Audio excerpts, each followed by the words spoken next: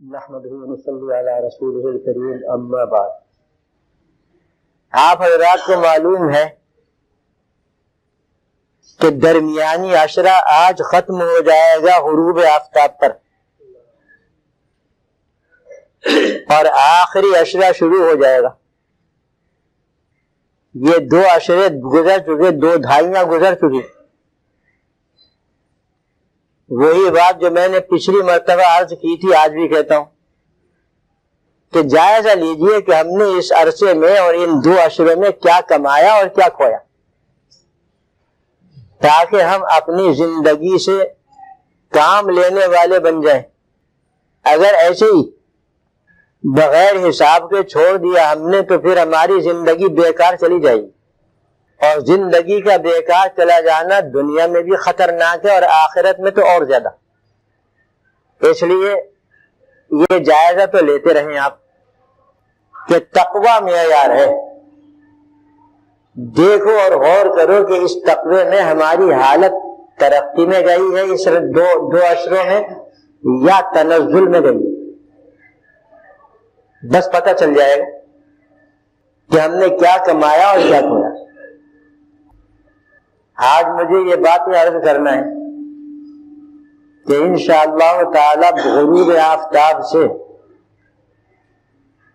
آخری عشرہ رمضان شریف کا شروع ہو جائے گا۔ یہ آخری عشرہ پورے رمضان کا خلاصہ ہے، پورے رمضان کی روح ہے، اور پورے رمضان کا یہ نچوڑ ہے۔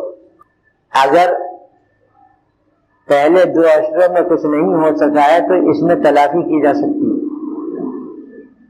آخری عشرے میں اپنے رب کو راضی کیا جا سکتا ہے۔ یہ اتنا مبارک عشرہ ہے، یہی وجہ ہے کہ حضور اکرم صلی اللہ علیہ وسلم نے اور اللہ تعالی نے وہ خاص عبادتیں اس عشرے کے اندر رکھی ہیں جو باقی رمضان میں نہیں تھی، اور اسی لیے رکھی کہ غفلت میں مست جو بندے ہیں وہ آنکھیں کھول لیں اور اس آخری عشرے سے ایسا کام لیں کہ ماضی کی زندگی کی برائیاں بھی ختم ہو جائیں اور اللہ تعالیٰ ان کی مغفرت فرما دے، اور مستقبل کا بھی کچھ کام بن جائے اور بنیاد پڑ جائے۔ اس لیے رکھیے۔ ان میں سے سب سے پہلی عبادت جو آج شروع ہونے والی ہے غروب آفتاب پر، وہ اعتکاف۔ اعتکاف کے معنی ہر ایک جانتا ہے ہم نے کہ اللہ کو خوش کرنے کے لیے اللہ کے حکم کے مطابق حضور اکرم صلی اللہ علیہ وسلم کی سنت پر عمل کرتے ہوئے اپنے آپ کو مسجد میں محبوس کر لینا اور مسجد میں ٹھہرنا 10 دن کے لیے۔ یہ ہے اعتکاف کا مطلب جو آج شروع ہونے والا ہے۔ یہ اعتکاف اگرچہ ہر ایک پر لازم نہیں بلکہ سنت ہے، لیکن اس قدر فائدوں سے بھرا ہوا ہے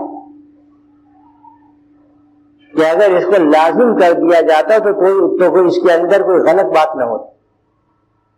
اس لیے کہ اعتکاف کرنے والا جو ہوتا ہے حدیث شریف میں آیا ہے، سب سے بڑا فائدہ تو اس کو یہ حاصل ہوتا ہے کہ وہ 10 دن تک گناہوں سے، خصوصاً کبیرہ گناہوں سے محفوظ رہتا ہے۔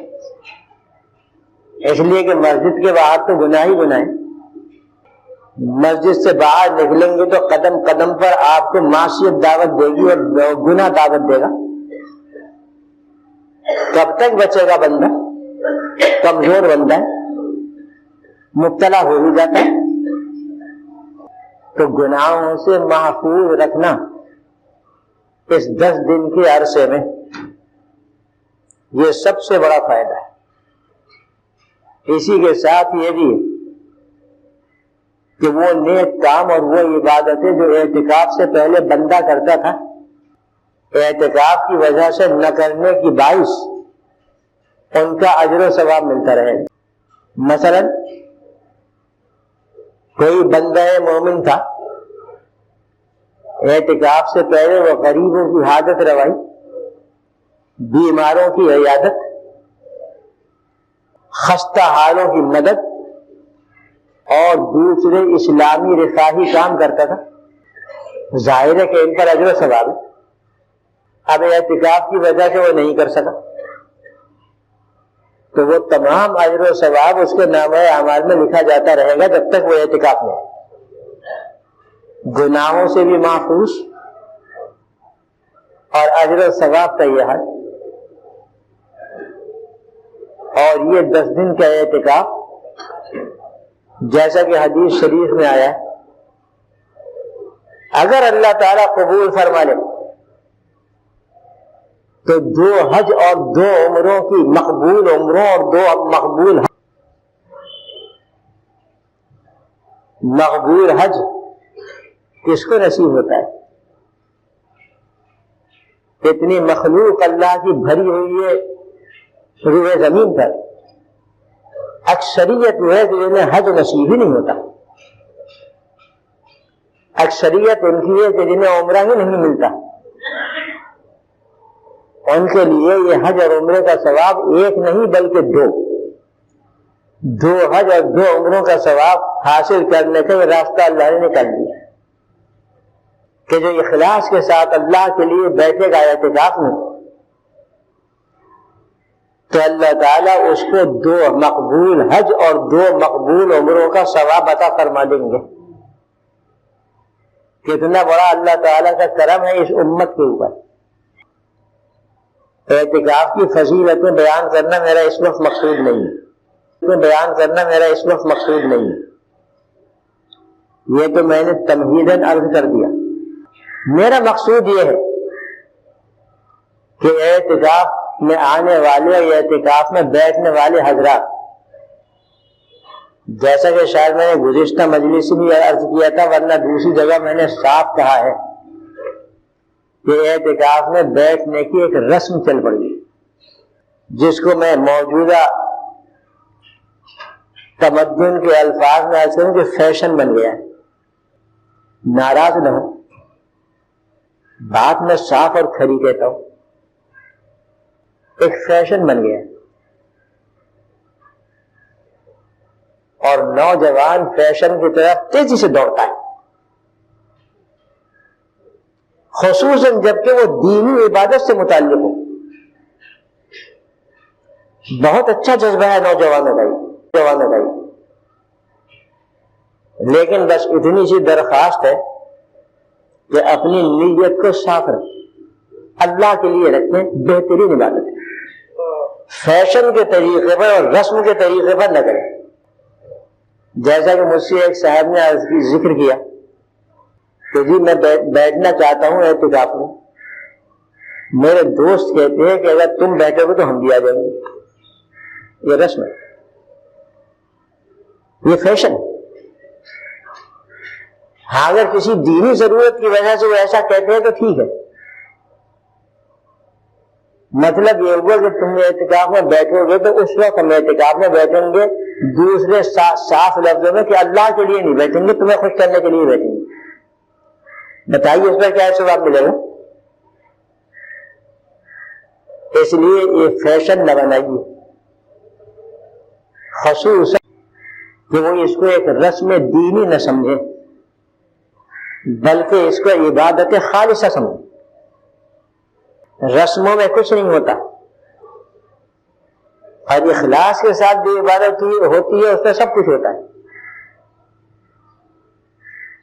اس لیے شریعت نے بھی کچھ پابندیاں لگائی ہیں اعتکاف کرنے والوں پر کہ مسجد میں آنے کے بعد مسجد کے احترام کو ملحوظ رکھیں۔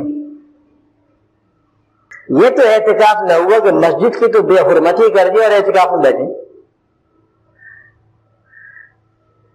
مسجد کا احترام کس چیز میں ہوتا ہے آپ وہ جانتے ہیں۔ یہاں جو لائبریری تھی اس کے اندر میں نے کچھ کتابیں داخل کی تھی اعتکاف سے متعلق اور احکام مسجد سے متعلق، ضرورت ہو تو اسے دیکھ لینا۔ مسجد کا احترام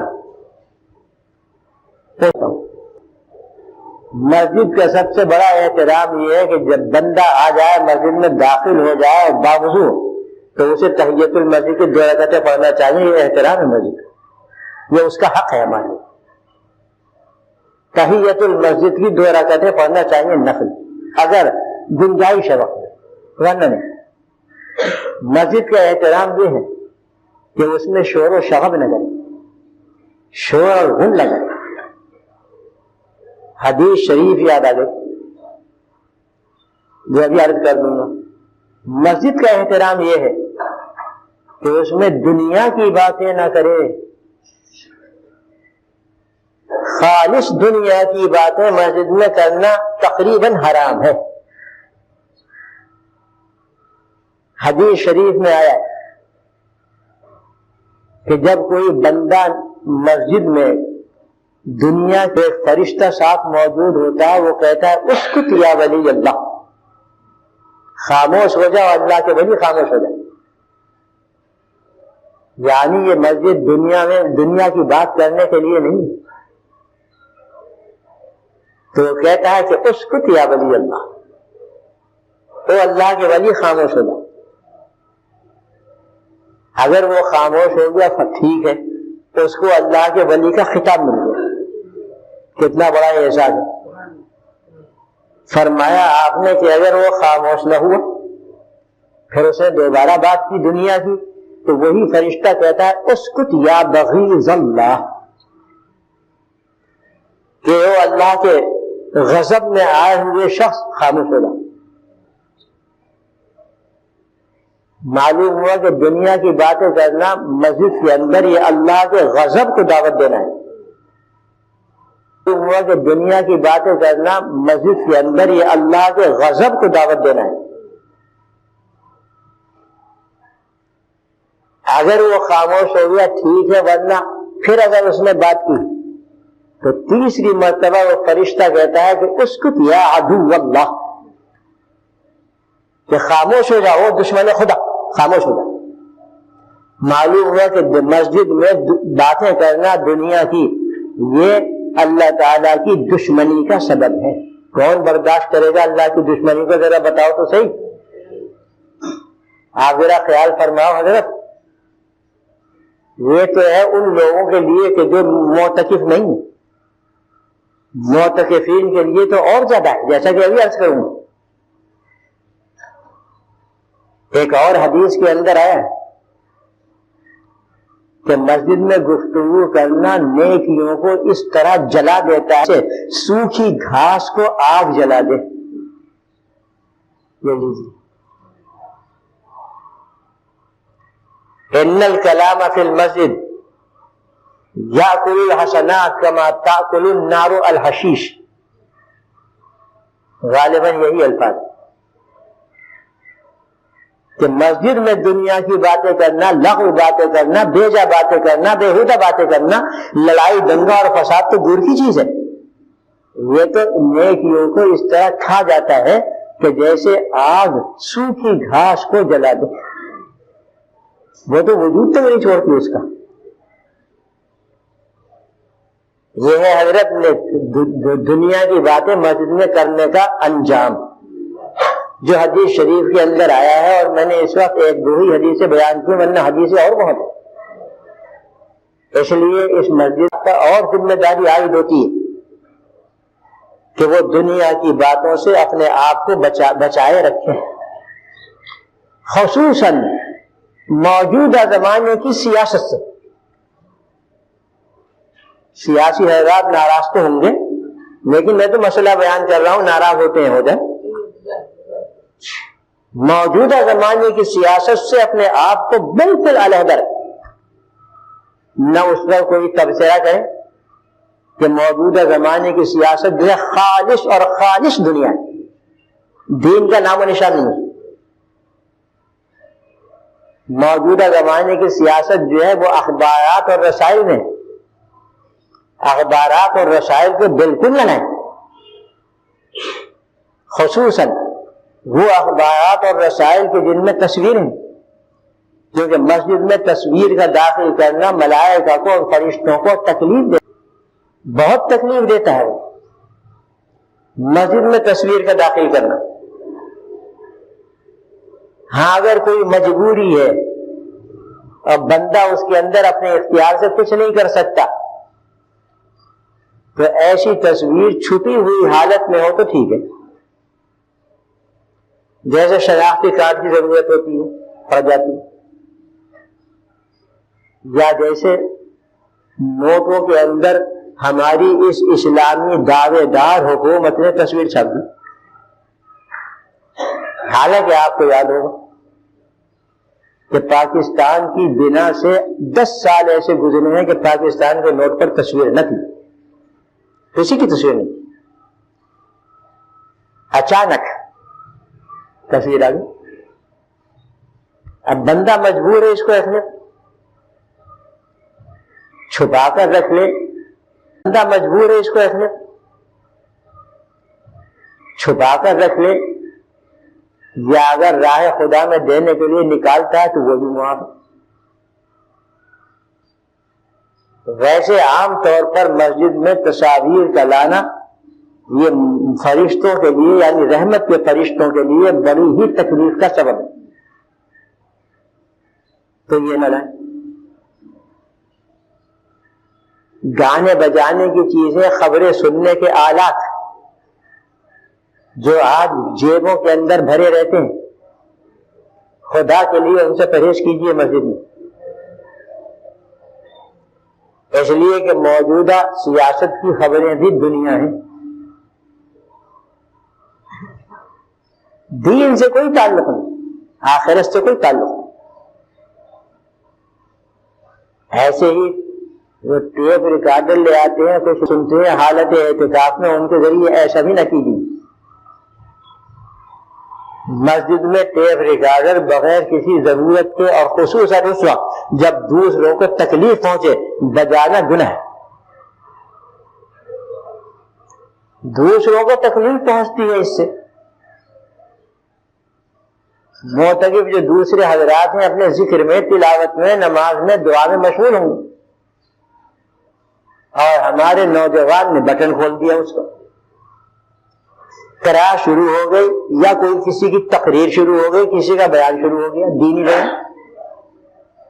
وہ تو یہ سمجھ رہا ہے کہ میں کر رہا ہوں اچھا کام، حالانکہ حقیقت یہ ہے کہ ایک ایک لمحے میں اس کے اوپر گناہ کبیرہ لگ رہا ہے.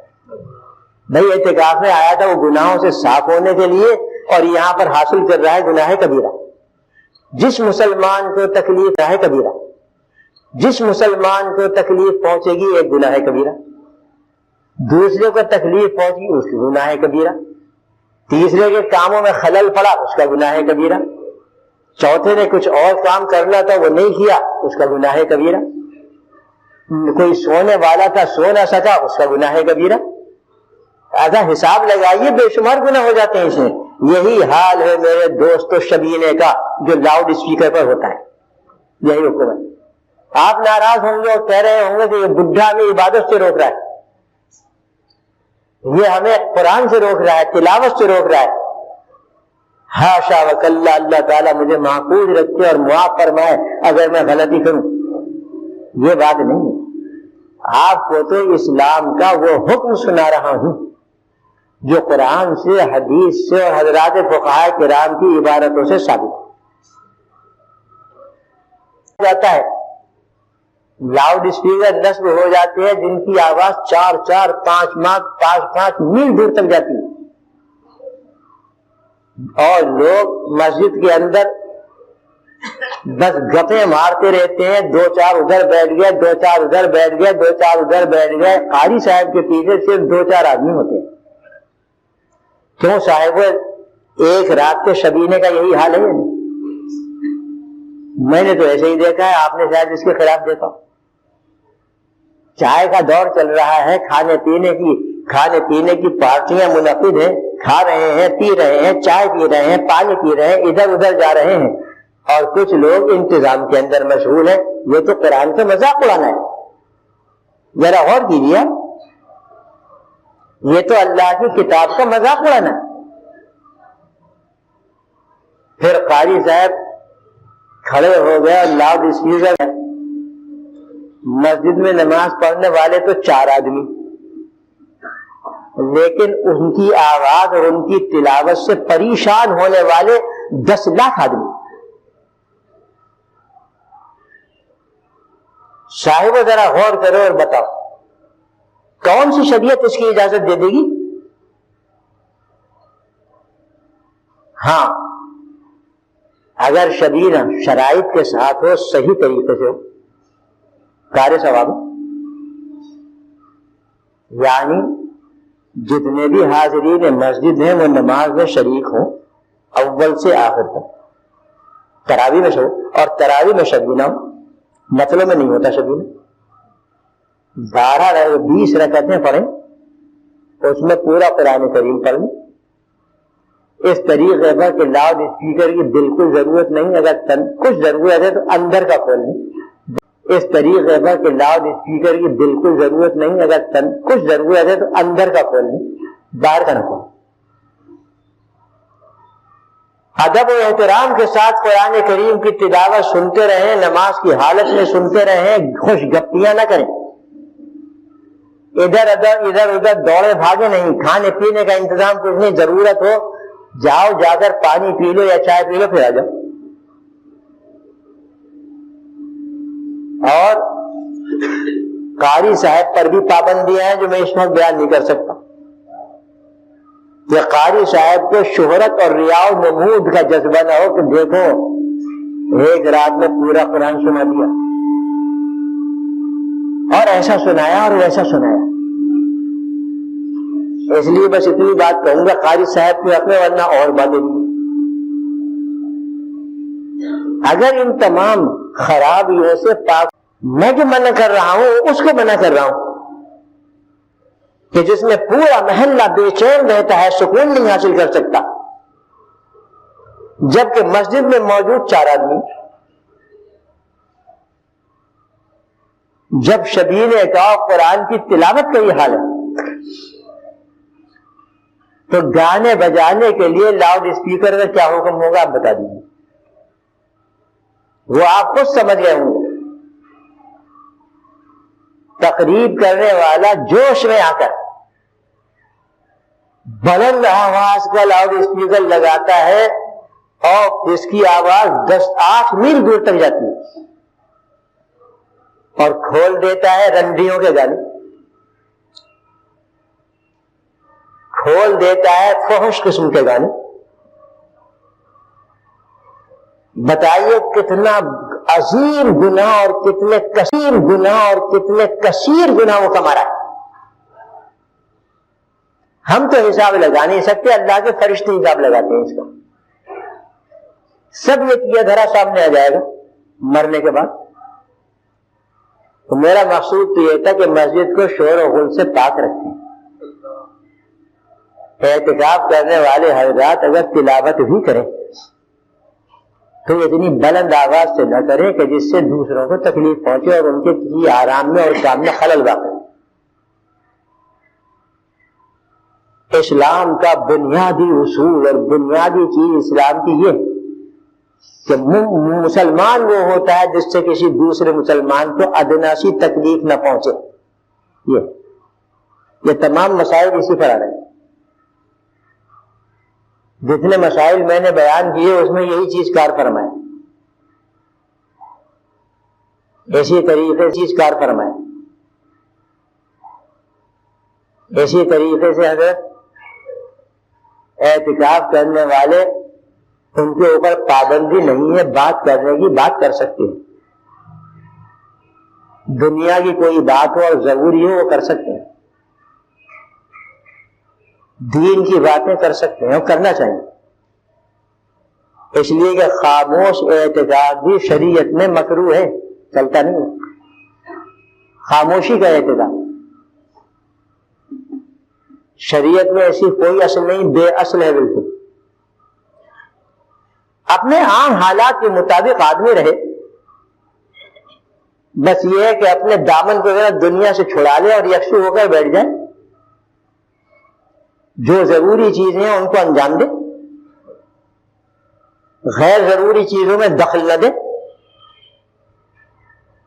کسی کو تکلیف والے ایک معتکف صاحب سونے کی تیاری کر رہے ہیں، دوسری طرف 2-4 دوست آ کر بیٹھ گئے پردے کے پیچھے اور انہیں باتیں شروع کر دی. کسی کے آرام میں اور کسی کی نیند میں خلل ڈالنا بہت بڑا گناہ ہے، سمجھ لو حضرت. حتیٰ کہ حکم یہ ہے کہ کسی سونے والے کے قریب زور سے قرآن کریم نہ پڑھو. جی، اور ہم کیا کرتے ہیں؟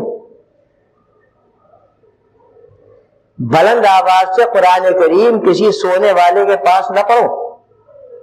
حضور اکرم صلی اللہ علیہ وسلم کا طریقہ میں بتاؤں جو حدیث شریف میں آیا ہے. حضرت عائشہ صدیقہ رضی اللہ تعالی عنہ فرماتی ہیں غالباً کہ آپ صلی اللہ علیہ وسلم جب رات کو تشریف لاتے گھر میں تو اتنی ایسی آواز سے سلام کرتے کہ جو بیدار ہوتا تو سن لیتا اور جو سویا ہوا ہوتا تو اپنی نیند میں رہتا. بس اتنی آواز سے سلام کرتے. سلام جو اتنی بڑی عبادت، جو اسلام کا ایک شعار، آپ صلی اللہ علیہ وسلم سونے والوں کی رعایت کی وجہ سے بلند آواز سے سلام نہ کرتے. بس جو جاگ رہا ہے وہ سن لے اور جو سویا ہوا ہے اس کو پتہ بھی نہ چلے. یہ ہے اسلام. یہ اسلام نہیں جو ہم نے آج لا کر رکھ لیا اپنے گھروں میں. اسی ذیل میں یہ بات بھی سن لیجیے کہ یہ پابندیاں چند میں نے بتا دی آپ کے سامنے جو شریعت نے لگائی. میں تھوڑا سا بیان شب قدر کے سلسلے میں بھی کر دوں تو اللہ تعالیٰ عمل کرنے کی توفیق ہمیں عطا فرما دے. شب قدر کی فضیلت بیان کرنے کا یہ وقت نہیں، وہ آپ جانتے ہیں، ہر مسلمان جانتا ہے. بس اتنا سمجھ لیجیے کہ شب قدر میں عبادتیں قبول ہوتی ہیں، نمازیں قبول ہوتی ہیں، دعائیں قبول ہوتی ہیں اور توبہ قبول ہوتی ہے جو ہمارے لیے بہت ضروری ہے. توبہ قبول ہوتی ہے، اللہ تعالیٰ کی مغفرتیں نازل ہوتی ہیں، بے شمار نازل ہوتی ہیں، انگنت نازل ہوتی ہیں، اللہ کی رحمتیں نازل ہوتی ہیں، خاص قسم کے انوار و تجلیات اللہ تعالیٰ کے یہاں سے نازل ہوتے ہیں اپنے ان بندوں کے لیے جو شب قدر میں عبادت کر رہے ہیں. فرشتوں کی جماعتیں نازل ہوتی ہیں اور وہ شب قدر میں عبادت کرنے والوں سے مصافحہ کرتی ہیں اور ان شب قدر میں دعائیں کرنے والوں کی دعا پر آمین کہتی ہیں. یہ میں نے موٹی لیکن اتنی ہی بہت ہیں. شب قدر آخری عشرے میں ہے، غالب گمانی ہے جو آج رات سے شروع ہو رہا ہے. لہذا آخری عشرے کی تمام راتوں کو حسب توفیق اللہ کے لیے اللہ کی عبادت کر لی جائے، دعائیں کر لی جائے. پہلے بھی بیان کر چکا ہوں کہ شب بیداری کا مطلب یہ نہیں ہے کہ آدمی تمام رات بیدار رہے، گر رہا ہے، پڑھ رہا ہے، نیند جھونکے کھا رہا ہے اور پھر بھی بیدار رہے. یہ نہیں ہے شب بیداری کا. یہ شب بیداری پڑوسیوں میں ہوتی ہے، ہمارے یہاں نہیں ہوتی. شب بیداری اپنی طاقت کے مطابق ہے، اپنی فرصت کے مطابق ہے، اپنی صحت کے مطابق. اگر اللہ تعالی نے صحت و طاقت عطا فرمائی ہے اور فرصت بھی ہے تو تمام رات بیدار رہنا بہت ہی افضل بات ہے، بہت اونچا مقام ہے. اور بیدار رہنے کا یہ مطلب نہیں کہ بس آنکھیں پھاڑے ہوئے بیٹھے ہیں اور کچھ نہیں.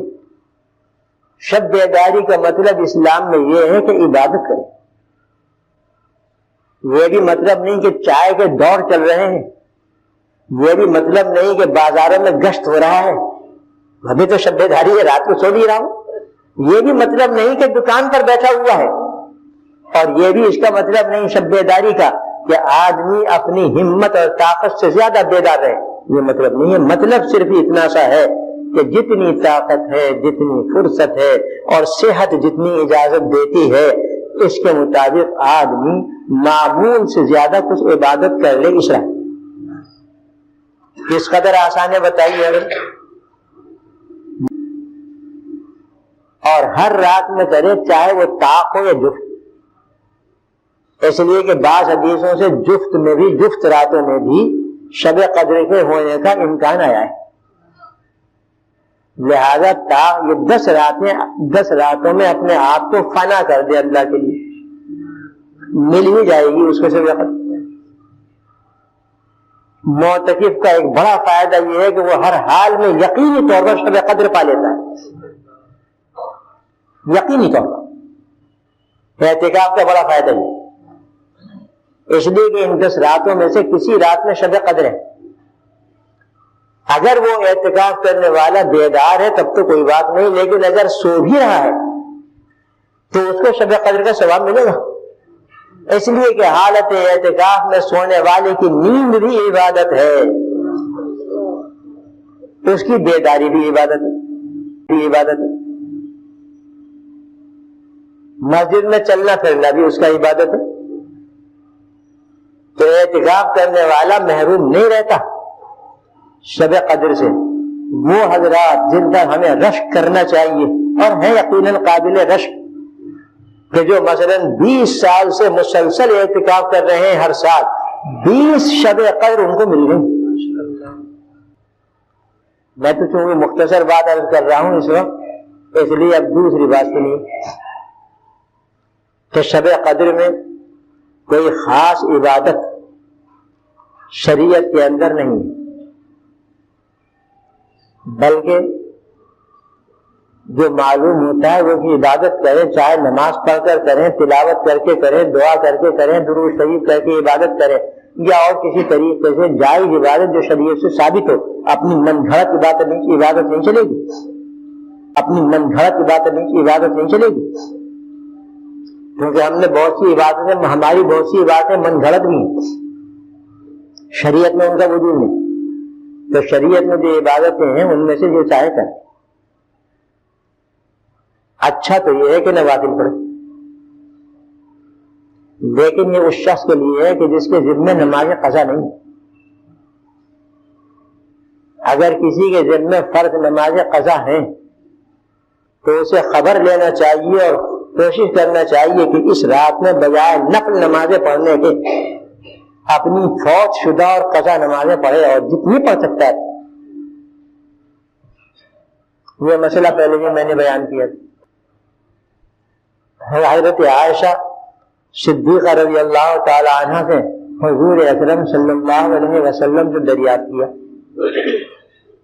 کہ اے اللہ کے رسول، اگر شب قدر ہمیں مل جائے تو ہم کیا دعا کریں؟ آپ نے فرمایا کہ تم یہ دعا کرنا، اللہم انک عفو تحب العفو فاعف عنی، چند لفظ۔ اگر آپ حضرات کو یاد نہ ہو تو پھر لکھوا لیجیے، بچہ میرا لکھ دے گا آپ کو ہاتھ پہ ہاتھ۔ اللہم انک عفو تحب العفو فاعف عنی، مطلب اس کا یہ ہے کہ اللہ آپ بڑے معاف فرمانے والے اور معاف کرنے کو پسند بھی فرماتے ہیں، یعنی بندے اگر ایک دوسرے کو معاف کر دیں تو اللہ کو پسند ہے۔ ہم میں بعض ایسے سخت دل ہوتے ہیں کہ 1000 مرتبہ معافی طلب کرنے کے باوجود منع کر دیتے، نہیں جا میں نہیں کرتا معافی۔ اب مسئلہ آ گیا تو بتا ہی دوں حضرت، انشاءاللہ فائدہ دے گا آپ کو۔ اگر کسی کا کوئی قصور مجھ سے ہو جائے اور میں اس سے معافی طلب کروں کہ خدا کے لیے مجھے معاف کر دے، ہو گیا نا، جا بھاگ مل رہا، میں تجھے معاف نہیں کروں گا۔ پھر میں گیا دوسری مرتبہ، اب میں نے کہہ دیا، اس نے پھر بھگا دیا۔ تیسری مرتبہ میں نے پھر درخواست کی، اس نے پھر بھگا دیا۔ سمجھ لیجئے 3 مرتبہ درخواست کرنے کے بعد اب میرا ذمہ ختم ہو گیا۔ اب اللہ تعالیٰ مجھے بھی معاف کرے گا اور اس نے جو سختی کی ہے اس کی گرفت کرے گا۔ ہم پریشان رہتے ہیں، معافی مانگتے ہیں بعض سنگ دلوں سے، وہ معاف نہیں کرتے۔ تو صاحب ایسا ہوتا ہے نہیں ہوتا؟ بس 3 مرتبہ کر لیجیے اللہ کے لیے، 3 مرتبہ اللہ کو راضی کرنے کے لیے 3 مرتبہ معافی مانگ لیجیے، معاف کر دے فبیہا۔ اور اگر وہ معاف نہ کرے تو اب وہ ظالم ہو گیا، ہم مظلوم ہیں۔ اور ظالموں سے اللہ نپٹے گا اور مظلوموں کی مدد کرے گا۔ تعلیم اور اسے یاد کر لیجیے، بہت مختصر دعا ہے اور حضور نے تعلیم فرمائی، اس لیے کثرت سے یہ دعا مانگے شب قدر میں، اپنی دعائیں بھی مانگیں، درود شریف بھی پڑھیں کثرت سے، توبہ و استغفار ضرور کریں، اس لیے کہ یہ رات جو ہے یہ گناہوں کے معاف ہونے کی رات ہے۔ عمر بھر کے گناہ اللہ تعالیٰ کو معاف کر دینے میں کوئی دشواری نہیں، بلکہ پوری مخلوق کے گناہوں کو معاف کر دینے میں کوئی اس کے اوپر مشکل نہیں۔ ایک لمحے میں سب کو معاف کر سکتا ہے، ایک لمحے میں جب کہ ہم دل سے توبہ کریں ہماری عمر بھر کی خطاؤں کو معاف کر سکتا ہے۔ اس وقت سے فائدہ اٹھائیں اور روزانہ رات کو بیدار رہ کر حتی المقدور حسب امکان بیدار رہ کر توبہ کی طرف توجہ دیں کہ اللہ تعالیٰ ہم توبہ کرتے ہیں اس کے سامنے اور نادم میں، اللہ تعالیٰ ہمارے گناہوں کو معاف کریں گے، اس کے طرف خصوصی توجہ اور دعا مانگیں اپنی حاجتوں کے لیے، جو کچھ بھی مانگنا چاہتے ہیں اس دن در اجابت یعنی دعاؤں کی قبولیت کا دروازہ چوپٹ کھلا ہوا ہوتا ہے، کوئی چیز راستے میں رکاوٹ نہیں بنتی، جبکہ دوسرے ایام میں بھی دروازہ چوپٹ کھلا ہوا ہے تو اس کا قبولیت کا، لیکن بعض چیزیں راستے میں رکاوٹ بن جاتی ہے، اس رات رکاوٹ کوئی نہیں ہوتی، بالکل کھلا ہوا ہے، درمیان میں کوئی رکاوٹ نہیں، ادھر بندے کے دل سے توبہ نکلی ادھر پہنچ گئی، ادھر اس کے مظلوم کی دل سے آہ نکلی اور پہنچ گئی، ادھر اس کے مظلوم کی دل سے آہ نکلی اور پہنچ گئی، کوئی چیز نہیں روکتی اس کو، اس لیے خوب اس کی طرف توجہ دیں، اس کا بھی لحاظ رکھیں کہ روزانہ رات کو خصوصاً آخری عشرے میں، ویسے تو ہر زمانے میں جماعت کی نماز کا اہتمام کرے تکبیر اولیٰ کے ساتھ، جماعت کی نماز کا اہتمام بہت ضروری ہے۔ اب میں آپ سے کیا کہوں، یہ میری اپنی رائے، خدا کرے غلط ہو، جماعت کو ترک کر دینے سے اتنا بڑا گناہ ہوگا کہ جو شب قدر کے ذریعے حاصل نہیں ہو سکے گا، اس کو تلافی نہیں ہو سکے گا۔ ہاں توبہ کر لے تو ٹھیک، اس لیے جماعت کا اہتمام کریں، خصوصاً عشاء کی نماز اور فجر کی نماز میں اس کا اہتمام کریں، انشاءاللہ شب قدر کی فضیلتیں آپ کو حاصل ہو جائیں گی۔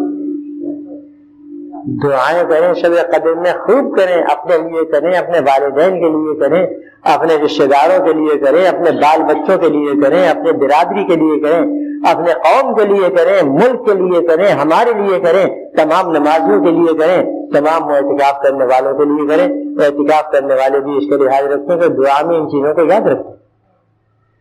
بس یہ اتنی مختصر سی بات میں نے عرض کر دی، دونوں چیزوں کے متعلق بہت کچھ رہ گیا ہے جو میں بیان نہیں کر سکا، بس اس وقت میں ختم کرتا ہوں۔ دعا کریں کہ اللہ تعالی ہمیں اور آپ کو ان پر عمل کرنے کی توفیق عطا فرمائے، اور اللہ تعالی ہمیں سب کو رمضان شریف کی رحمتوں سے اور مغفرتوں سے پوری طرح مالا مال فرمائے، اور دعا فرمائے کہ اللہ تعالی ہم سب کو اپنے فضل و کرم سے پوری طرح نواز دے، اور ہم کرنے والوں کو، ہمارے نمازی بندوں کو، ہمارے بھائیوں کو، ہمارے مسلمانوں کو، ہمارے اہل عیال کو دہشت گردی کی زد سے محفوظ رکھیں، ہماری مسجدوں کو اللہ تعالیٰ دہشت گردی سے محفوظ رکھیں، اور دعا کریں کہ اللہ تعالیٰ ان دہشت گردوں کو ہدایت عطا فرمائے، اور اللہ تعالیٰ ان کو صراط مستقیم پر چلنے کی توفیق عطا فرمائے، اور دعا کریں کہ اللہ تعالیٰ ہمیں ہر حال میں حضور اکرم صلی اللہ علیہ وسلم کا طریقہ اور آپ کی سنت